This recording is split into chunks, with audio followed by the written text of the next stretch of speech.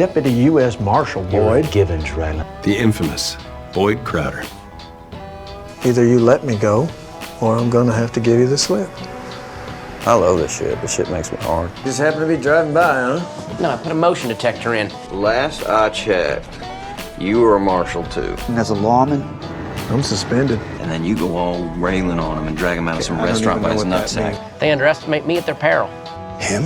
People underestimate Bob at their peril. I got mad ninja skills, buddy. Yeah, you know karate. And 2 other Japanese words. There is one thing I wander back to. We dug coal together.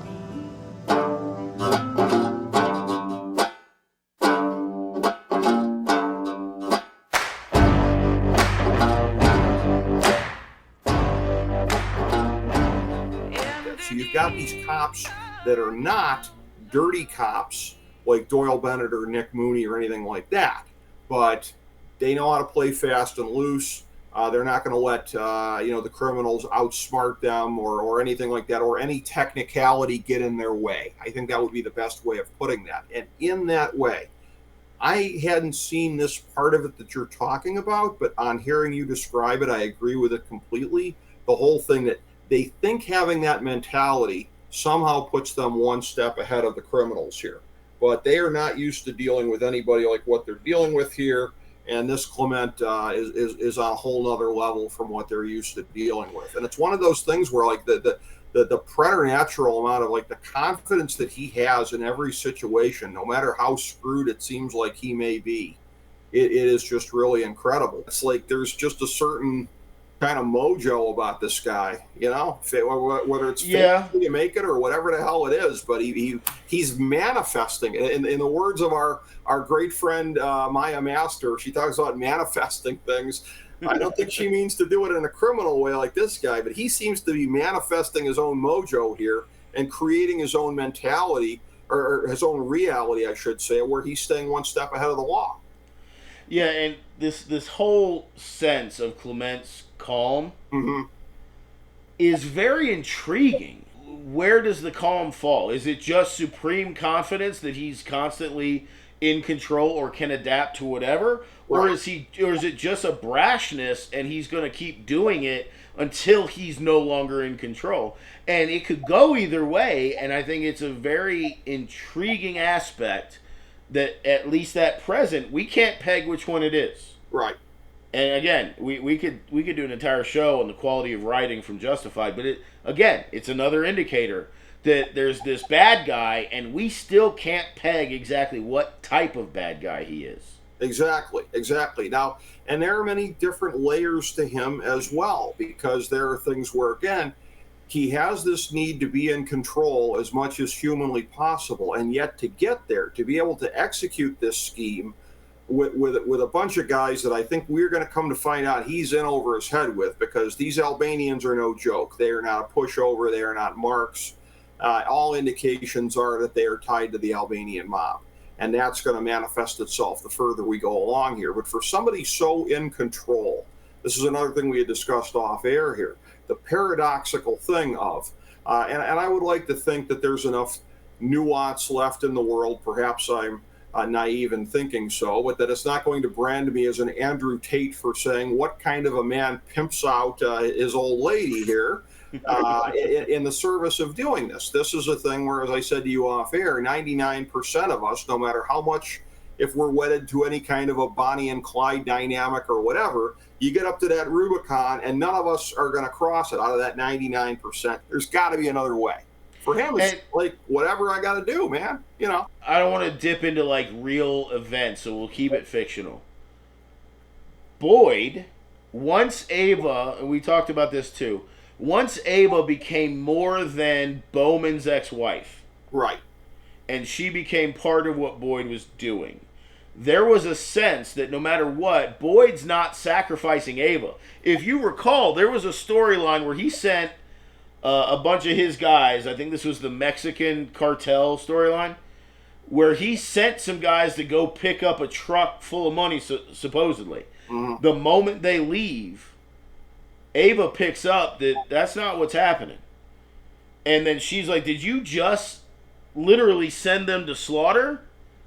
And the sense was, well, yeah, but. And it's like, he clearly was never going to put Ava in that kind of crosshair. Right. If we go back, like we did last time, we were mentioning Untouchables. Mm-hmm. Going with a different mob movie, go to Goodfellas, right? Mm-hmm. And his name escapes me at the moment, but the main character of Goodfellas Mm-hmm. has a wife. Now, obviously, he's got girlfriends. He's not a great husband, all these things. But there is a de facto sense that he's not putting his wife in harm's way. Mm-hmm. So even amongst mobster types, there's a sense that, like, I'll find someone to carry the drugs. I'll find someone to go hide the gun. It's not going to be her, though. So we could make an argument that idea that he's willing to put Sandy's neck out there is, again, another sort of layer to his crazy. And we could stop there, but I won't, and I will then just throw out, just for the heck of it, what kind of sociopath microwaves a bagel? That's a good point as well. You just anticipated perfectly here. It's a word I was going to use, sociopath. Not so much for the bagel, but getting back to the pimping out thing. But yeah. You say tomato, I say tomato. But there you go. It's a thing where, ironically, this is a thing where looking at things with Sandy might be the best prism for trying to understand what kind of a character he really is. Because Boyd, again, for all these other things that you will say about Boyd, and Boyd is somebody who's willing to sacrifice people at certain points. Although, like when Jimmy gets shot, he feels great pain about that because Jimmy was nothing but loyal to him and whatever. Like, that upset him greatly. Like, there would be limits with Boyd. Like you said, he would never expose Ava and everything like this. So it's a thing of, like, where I think in looking at this with Clement, I was perhaps maybe subconsciously applying the whole Boyd and Ava dynamic here in a way that I think is incorrect now at this point, and I think a way that helps us to understand the difference between the characters and why Clement is that much more dangerous as the sociopath that he is, because it's a thing of either he is incapable of applying himself to any kind of a relationship like that, as is the case with sociopaths, or perhaps it's a thing where it might be that both things are true, of, like, he's incapable of it, and that even if he was capable of it, having Sandy there, I mean, it has its appeal. But I think we go back to the point where he's probably incapable of feeling that way about any woman, about any person writ large. So I think that's the danger. And I think the more we're talking about this here, I think the more we're talking ourselves into figuring out here the core of this guy, which is a huge part of the core of this season, of what exactly is he, why, and how is he dangerous. It's because he's a sociopath in the way that Boyd never was. And I think the willingness to pimp out his old lady is, I think, the window onto the soul that tells us what we need to know. When Boyd is executing a plan, mm-hmm. He's always more or less in control, mm-hmm. and never makes knee-jerk reactions. He doesn't do anything to upset the plan. Right. And I think that all plays into the person he is, right? Mm-hmm. If we turn that and look at Clement in this episode tonight, when we have the Albanian in the sort of panic man cave room, they're executing a plan. And it's going perfectly fine. Until we get to, like, the fourth time the Albanian is not just eager to show where the money is. And it's almost like a switch gets flipped. And then the plan kind of goes out the window, and now Clement is just, where's the money, gun out, the whole thing. Yeah. And I'm not suggesting that this is some big, Easter egg or anything. It just seems to then further kind of show in little doses that he is, in fact, very different from Boyd. They may have some tendencies. Last week you talked about I think it was like the native genius or whatever. Like, there are things there. But he's an improv guy. Boyd's a plan guy, and he's an improv guy. Yeah, Boyd is definitely a planner and an executor. Mm-hmm. Whereas this guy is just like, I've got a goal, and we're going to use this plan to get there. But if that plan doesn't work, we'll go to plan B if I have to. Yeah. which he will concoct in real time. We were talking off air about this, but I intentionally didn't want you to go into detail yet because I want you to go into detail now. Okay, perfect.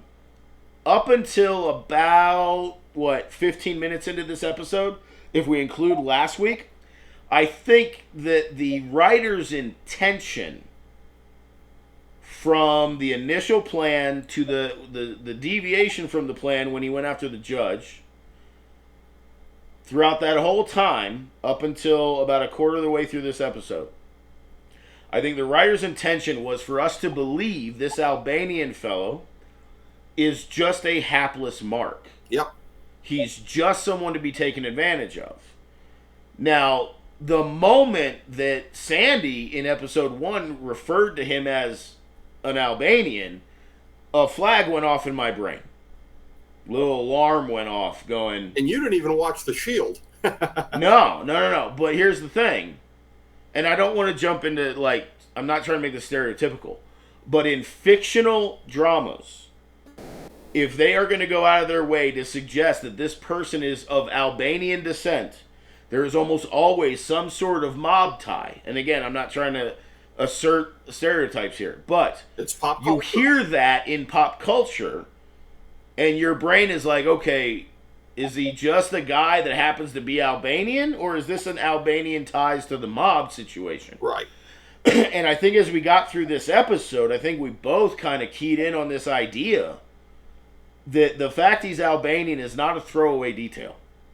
Yeah. And you were alluding to an idea that you thought you might have maybe picked up on a narrative that we might get to look forward to. Well, that it is a thing where, again, that this guy probably is connected, and that basically, as we're reaching, it feels like maybe we're at the end of the first act of the season here, and that now as he's getting intertwined, maybe the second act is where it gets messy and very much like throwing around spaghetti strands here between, he's going to be potentially at war with the Albanians and everything like that, which by the way, very, very bizarre thing. And I can't help but feel like somebody made a big boo-boo at FX. I was hoping you were going to hit this. Yeah, they ran the coming attractions for next week before we saw the final segment. We're watching that, and I'm like, it's 10:54. Is this going to be an underrun as opposed to last week's overruns? And then we see the final segment, and it was like we already knew that everything was going to go to hell in a handbasket in that scene because we'd seen it play out. For what reason would they have scheduled it that way? Let's zoom out for one quick second.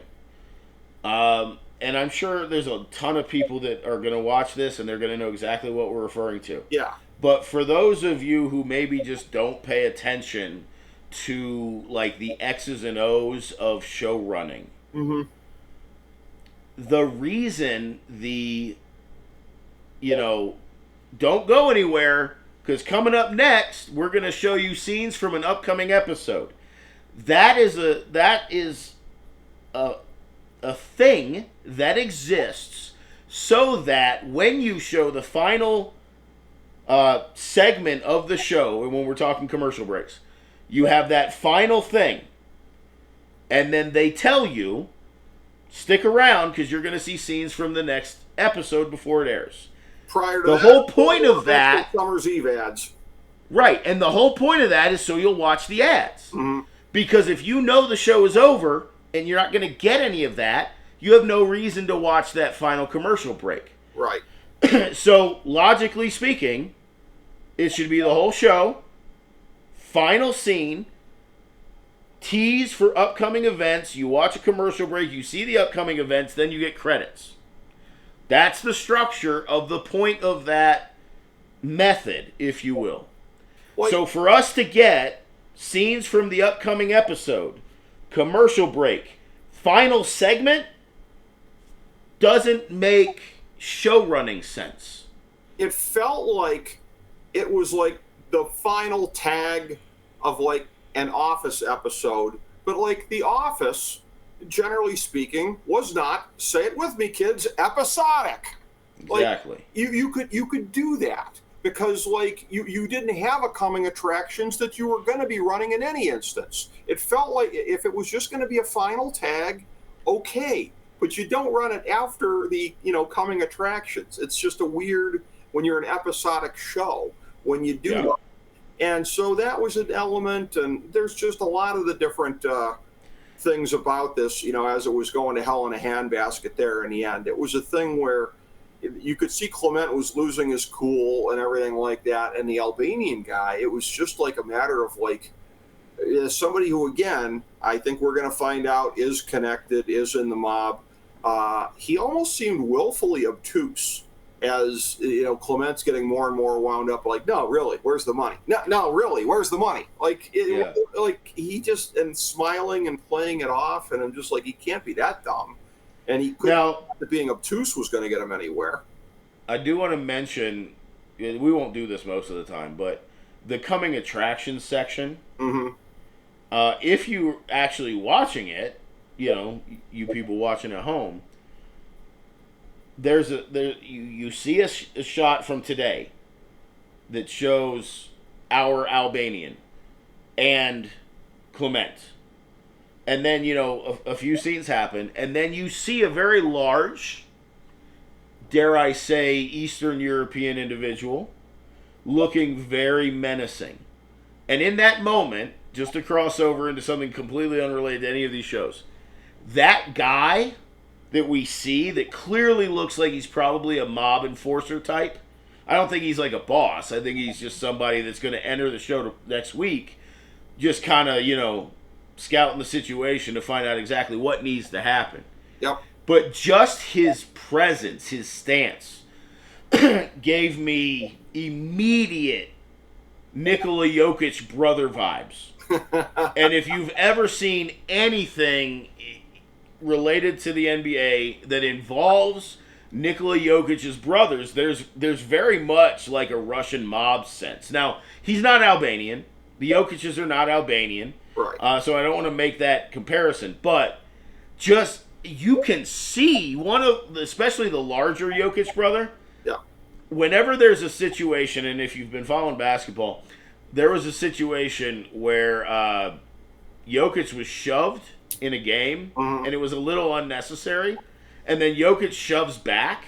And then what happened was the Miami Heat players basically were threatening and saying, we're going to meet you outside. This is happening. Years before the finals, by the way. Yes. This was a few years ago. Yeah.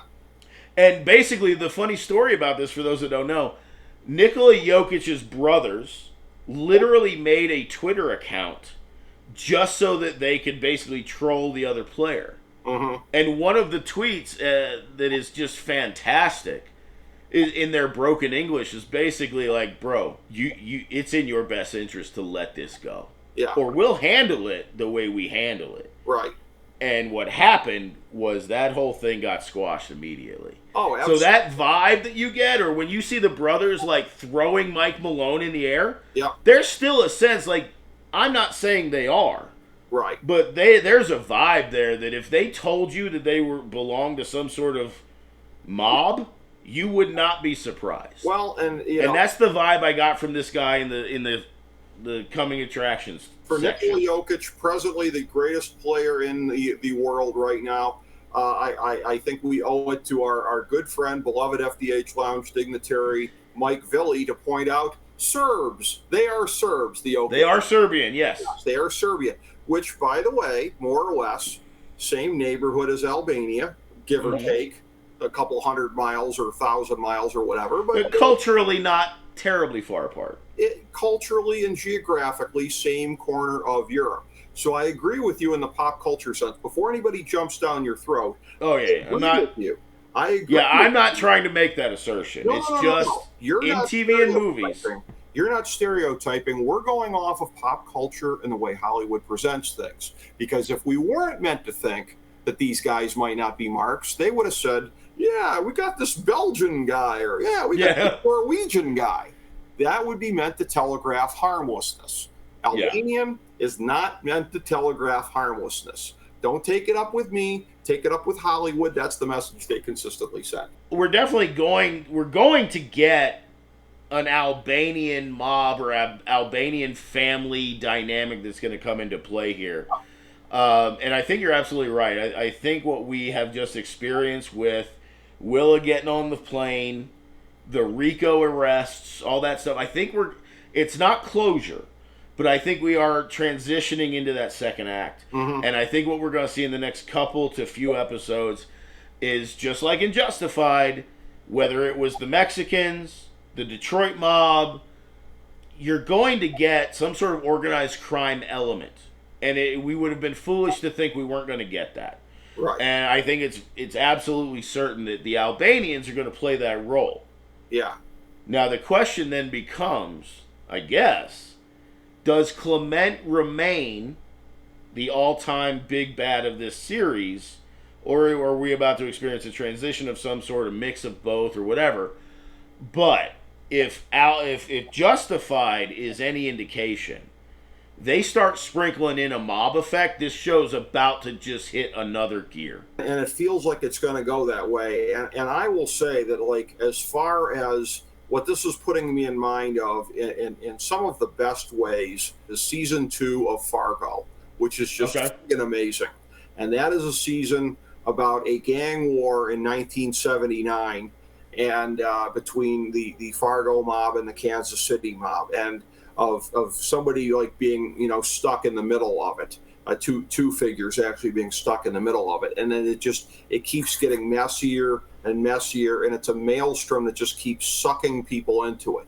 In this case, that's going to be Raylan, that's going to be law enforcement. They're trying to untangle stuff, but this guy clearly is in the midst of some kind of an issue there, which, by the way, neither one of us should feel bad. You for what you read on IMDb and said, me for what I read on the FX synopsis and said, because again, how much of a spoiler are we giving when this freaking Albanian guy is pulling guns out of this safe here, all these loaded badass. Oh no, the episode took us there for sure. And I don't have the money on me, but I got a bunch of money, so it's like, so it's like this like I did love the Venmo callback though. Oh, that was fun. That was. Yeah. But again, the Venmo thing, although it's kind of just a throwaway line and it's a reference to episode 1, it's giving the sense, though, to essentially this criminal who's kind of detached from today. Right. Because he spent, 6 years? In 6 years, Venmo or whatever these other financial apps were not really a thing back then, even 6 years ago. Right. So that notion that he laughed it off and said Venmo only furthered the point that wherever this guy's coming from, he's not the kind of guy that's just going to stash a wad of cash in a safe. Well, and again, which leads to that mob idea. Any kind of joke motif is always worth beating into the ground over the course of a season. My God, Jason, you would think by 2027 everyone would be familiar with Venmo. You'd think, yeah. I have to keep reminding myself we're not in 2023, we're in 2027. Apparently, yeah, which is an interesting choice on their part, the way that they set it up, and clearly we're not supposed to see it that way, but it is very interesting here, yeah. So it feels like you said, I mean, and it's never one of these clear things of you have closure on the first act before the second one starts. It's always a little bit of a gray area, a little bit of a crossover on that. But yeah, I mean, him starting to mix it up with the Albanians here, Clement getting involved, and that's the one area where he's getting in over his head because he's ahead of the law enforcement here at this point. But it's a thing where he has underestimated who he's up against here, and this is where it really starts to get messy, and this is where it really starts to get potentially reminiscent of Fargo, and that's where, again, if this show is going to go down as one of the great anthologies of all time, that's what it's going to take. It's going to take, channeling some of that Fargo Season 2 mojo, and I think they got it in them. Just had another random thought. Mm-hmm. Our lady in the line of fire, so to speak, Sandy, finds a mark at the casino. Mm-hmm. He's got money. He drives something that costs 6 figures. Right. And it's loud, obnoxious, and in your face. They refer to his hot dog empire. He's a mark because he's loaded. He's driving an exotic car. He's got a panic room inside a very nice penthouse apartment. Mm-hmm. And he's doing so from selling hot dogs? Right. Tell me this does not feel like Pollo Loco. Yeah. Oh, It's the hot dog thing absolutely has to be, even if it's in hindsight, has to be a cover for something. There's no way that he makes that kind of money off a little hole-in-the-wall hot dog joint. And it wouldn't even pass the laugh test in terms of like, well, it's a money laundering operation. Yeah, because a hot dog stand is the natural place for an international criminal to go to run his millions of dollars through. So yeah, so it's one of those things where, but again, at the end of the day, for as much as we're dissecting the whole thing of like, he's not a mark in the sense that he's, a naive, innocent abroad or anything like that. He's a criminal. But the fact that he's out there, he's proposing to this woman here, and you'd said something on, an email that you sent to me afterwards about, guys that fall in love with a stripper, and this guy is looking at it like he hit the lottery because she's looking to get with him. So he's naive in that way, in a way that he's not naive in the business sense. So he's still a mark. He's just not the mark that we think he is, or coming in to we thought he was. Did you pick up on the point that the guy that we've been watching through an episode and 3/4, who we think is just the mark basically, when he's finally in a position where it's not clear yet, but it's getting more clear that there might be a ruse happening here, and that Clement, the older brother or whatever, is actually about to rob him, his level of reaction to what is happening was not what I expected. If he's that guy we thought he was. He didn't stop being the laughy, jokey guy. I mean, yeah, like at no point was he fearful for his life or what's about to happen. And I'm not suggesting we're going to get a moment where he just flips and all of a sudden you realize he was playing them as much as they were playing him. Could be. But there's definitely a sense that like he's not shaken by stuff. That would be amazeballs if he just turned it.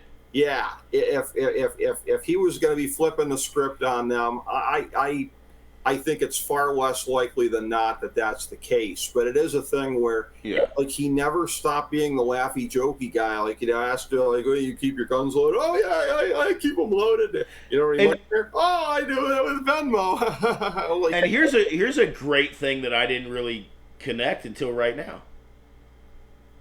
It's in the email I sent you as soon as we thought the show was over until FX pulled their stupid, their surprise. Out of order editing. Yeah. But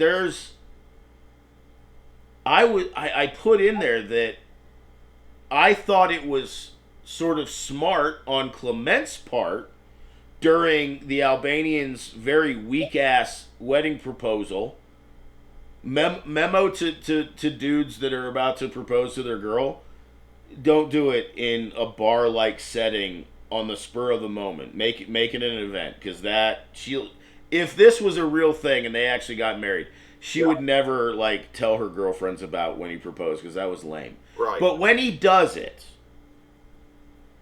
Clement finds that as an opportunity to say, "Hey, before I give my blessing, I got to hear about this room," right? Right. That was it felt like that was Clement taking advantage of the vulnerable moment when really this Albanian just wants him to say he gives his blessing. That's the time when if you twist a little bit, he may give you what you want. Right. And now, after the episode's over, I'm wondering who was playing who. That's a good question. Yeah. Now, this could mean nothing. We could just be spitballing here, but I'll be interested to see in the coming episodes what happens with that individual, and if he's just a guy in the family, or if he's a player and we just didn't know it. I'm just going to get on my soapbox for just a quick second. We all watch TV or have watched TV programs. Mm-hmm. Everyone's got their taste in movies. Mm-hmm. And I don't want to like piss people off by saying this, but and this happens in West Wing circles all the time. To me, The West Wing is maybe the greatest television program ever made, period. And if someday we want to have that debate, we can. And I am alarmed at the frequency of people who call themselves West Wing fans who will then say, I also love NCIS. Sorry? That would be like if you said you like Seinfeld, singing the praises of Seinfeld and how wonderfully brilliant it is. Yep. And then immediately went to Yeah. Home Improvement as if they're the same, Yeah. right? So, and I'm not, look, everybody gets whatever enjoyment out of TV they're going to get, right? I went through a House MD phase. Okay. I went through a Bones phase. Okay. When I was much younger and we didn't have cable, there was Law and Order, right? Okay. My point is, Justified and other non-procedural dramas Mm-hmm. are this way or have to become this way, like you talked about with the layers, to not be that. Yes. So if you're catching this for the first time and you haven't seen Justified and you're trying to figure out what it relates to, nothing procedural, nothing predictable, nothing where each episode follows the same blueprint. Early Because quasi procedural-ish, but yeah, now there's always going to be outliers, right? Yes. Early in Justified, there was a blueprint that they eventually deviated from. For the better when they did. Oh, absolutely. And the next show I'm going to reference, again, completely dissimilar on every single known level. Okay. But Supernatural, which has 15 seasons, Okay. at 22 per, massive catalog of episodes. That show started out as a Monster of the Week show. Now, if I gave you the hard sell, and I'm not gonna, because I honestly and genuinely think that this is not in your wheelhouse for a 15 times 22 episodes type of investment. Okay. By the time you get to season 4, Okay. it is completely a remade show, and it absolutely ascended to levels that it never would have had it continued that way. Okay. So the soapbox thing of this is basically to say, if you like Law and Order, great. If you like NCIS, great. If you like Grey's Anatomy, fantastic. These are not in the same bucket, though. Of course not. So I just want to take a moment to tell people that maybe have not picked up on Justified. Maybe you're watching this video to see if it's something you might be interested in. If you're into anything procedural, yeah. original Justified, or what this is about to become, will blow procedural out of the water because the writing, by definition, almost has to be layered, nuanced, developing. There's nothing predictable about this. And if you're looking for predictability, this is not that. So while I would say in my heart, Justified is categorically, either franchise, categorically better than all those other shows I just mentioned, like the medical dramas or the law dramas. But there's something to be said about this writing that we're talking about. And if this intrigues you, please don't hesitate. The show is phenomenal. Yes, absolutely. And that's where, and when you're talking about, when we're talking about the kind of shows that we're comparing Justified very favorably to, like the aforementioned Home Improvement. I mean, I know I've said a lot of snobby things about TV over the years, and this might take the cake. But like back in the day, if you remember, do you remember the sitcom that it was counter-programmed against on NBC? I don't. Not off the top of my head. Frasier. So I would always be like, there's people who watch Home Improvement, and then there's people who watch Frasier.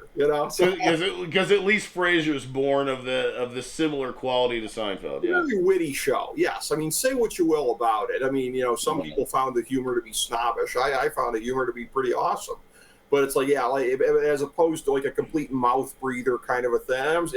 If you like Home Improvement, sorry, not sorry. That's my opinion of it. And like I said, there are. I could give you a list of shows that I would watch. Yeah.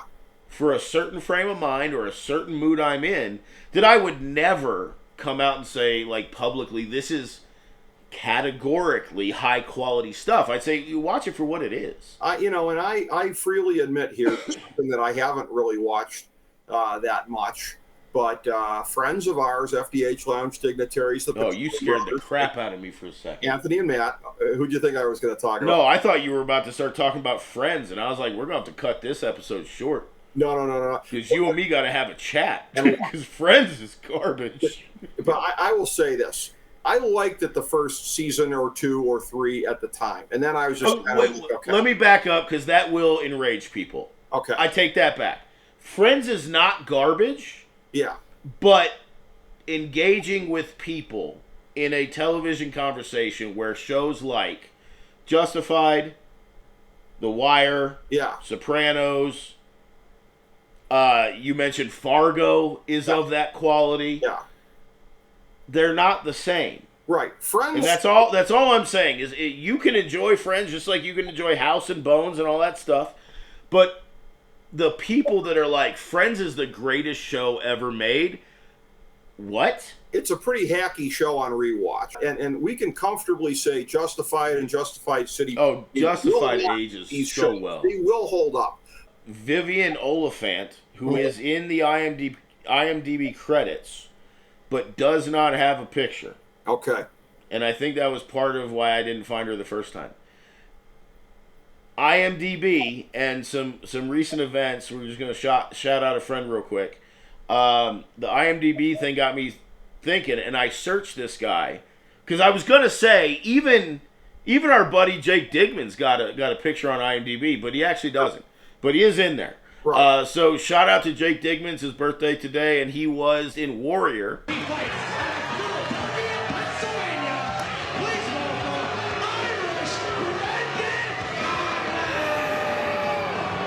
So if you want, you can go buy, rent, or stream Warrior, and at some point in that movie, you're going to see it's a gentleman by the name of Jake Digman, and it's his birthday. The last thing, I just want to mention this real quick, just because we mentioned the first video. I really like Sweetie, and I am very concerned for him. I'm bringing him up specifically for the gun situation where he's got the supposed murder weapon. I don't know if that's the ace up his sleeve he thinks it is, or if he's just inviting himself to be a bigger part of the larger problem. But more importantly, forgetting about like what will happen to Sweetie down the line, I think that last scene with Sweetie and Carolyn in her office, where she kind of does the whole thing where she mentions that her doing her homework on one of his bar stools, humanizing her a little bit more. In the last video, I predicted that I thought we would see her as less of an obstacle today. And we're not there yet, but I think that's because the writers are taking their time with that process. But I do love that the Sweetie to Carolyn thing is humanizing her a little bit, and we're starting to see less of the lawyer facade and more of who that character actually is. And I am starting to warm up to her. It is, because to make the comparison again to Wendy Crow, the only thing that ever humanized Wendy at all was the fact that she did legitimately love her brothers. And it was a thing where, but again, she was such an enabler of them and everything like that. How much did it really humanize her? Versus, right. This is a different dynamic. This is a dynamic between friends, and it's more of a heartfelt kind of a deal. And I do agree with that.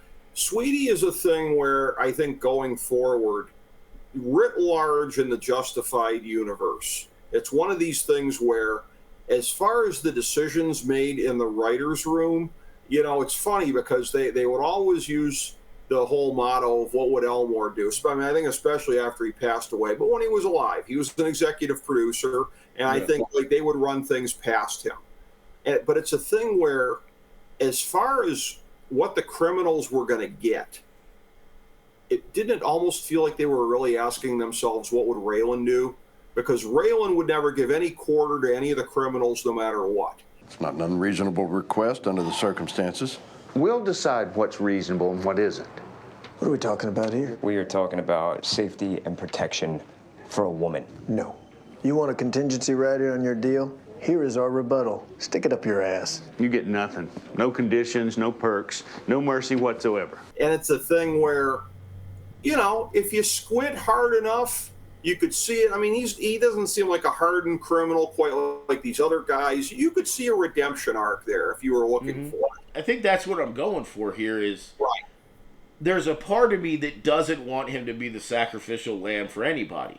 Right. And I would love to see some sort of, and it doesn't have to be full-blown redemption arc, but something where Sweetie ends the season in a better position than he started it in. It's one of those things where, and I'll go back to this again, what I said before about the great Succession podcast that Ryan and Greenwald did on The Ringer.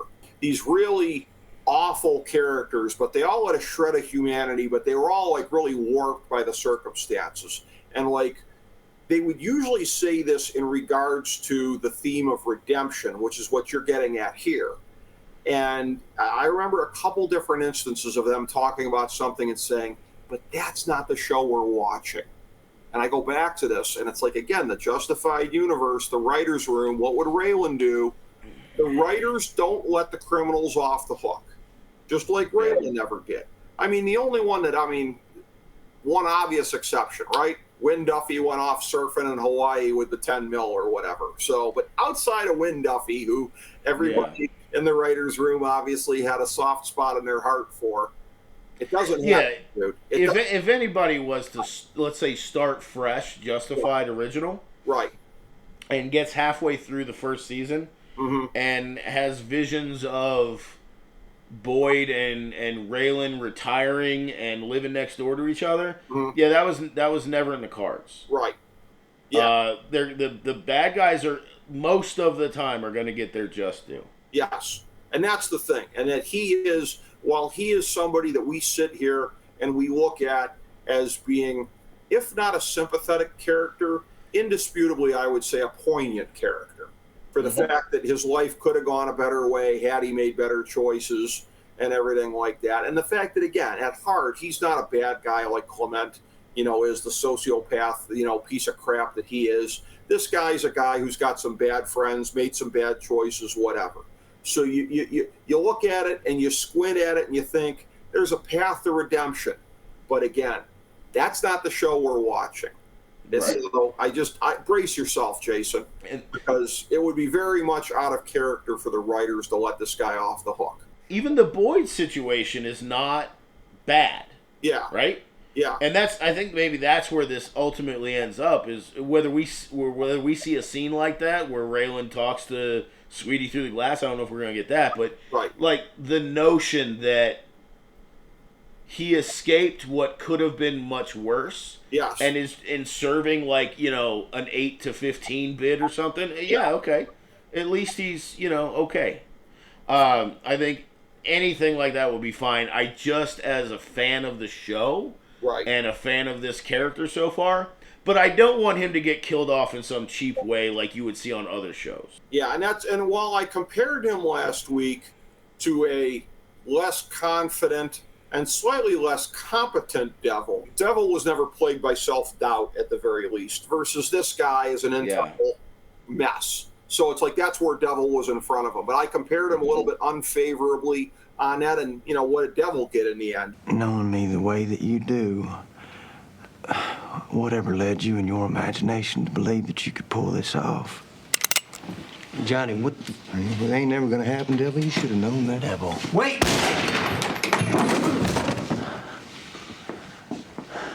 What Devil was pulling off there, I don't think Sweetie has in him to basically go to the hand that feeds him, so to speak. Right. And basically say, I'm taking you down, whether you like it or not, and that's just how it's going to be. I don't see him pulling something like that.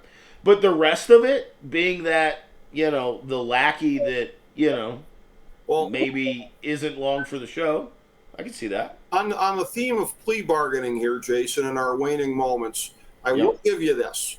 It's a thing where I may not, in this whole plea bargain you're looking to do, I may not be able to offer you that he's going to get a lot of clemency or anything like that. Sure. I hope this is something you'll settle for. I think it's highly unlikely that he replicates Devil's fate of having his body rot in a slurry. Will you settle for that? Yeah. That's a start.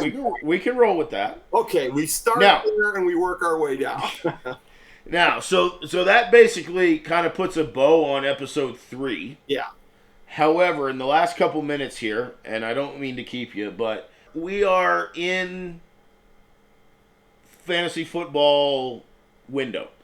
But I honestly do implore anybody that is into fantasy football, or even just football, to go to fantasydrafthelp.com. Go seek that out.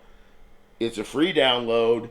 And the thing I want to draw your attention to without going into strong detail, everybody's going to have a start and sit segment. Everybody's going to have you have to start this guy, and you and I can go back decades. One of our biggest pet peeves is fantasy football analysts that basically say these guys are people you have to start when those guys are top 5 round draft picks. Barry. Yes. Matthew, for those of you that are watching, one of the things that I maybe will put on my tombstone when I die is that Matthew Berry's afraid of me, but that's a story for another time. Dude, he does vanity searches where we don't need the pain in the ass again of getting harangued by this guy for bad-mouthing him.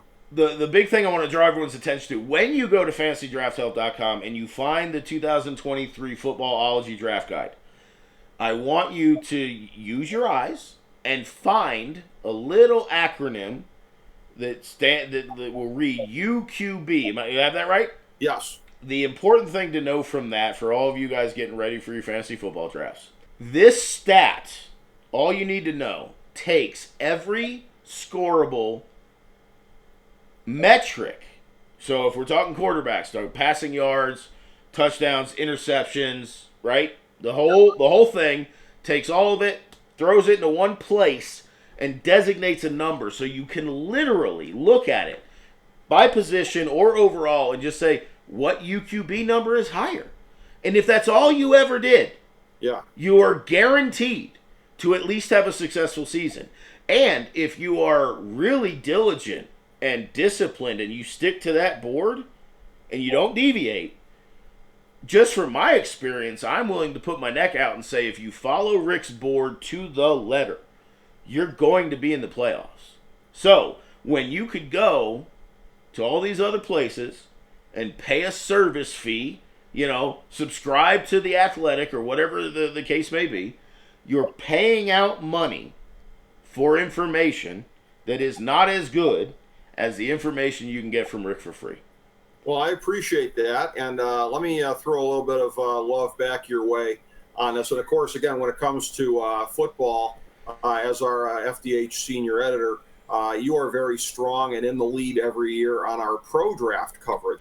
We're going to just wrap today. This is episode 3 of Justified City Primeval. Mm-hmm. And as we've sort of alluded to, if it was good last week, it's ramping up. Because what's about to happen in the next few episodes, the layers, the crossing over, the complexity is going to get absolutely beautiful. Second act is starting. Thank you for joining us. Hope you'll stick with us throughout the remainder of this Justified City Primeval journey. If you're into fantasy football, please go to fantasydrafthelp.com.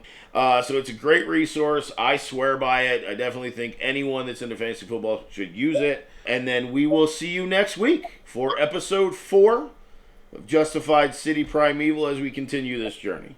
All right. Any final thoughts you'd like to add, Rick? A lot of fun breaking it down with you, my man, and I think we covered a lot of great ground here, and I'm proud to say I think in a pretty unique fashion, and I think we can rightfully promise people we're going to continue doing it that way for them. The last 5 episodes, we're going to keep bringing the same energy. Hope to see you next week, but other than that, you folks have a wonderful day, and thanks for stopping by.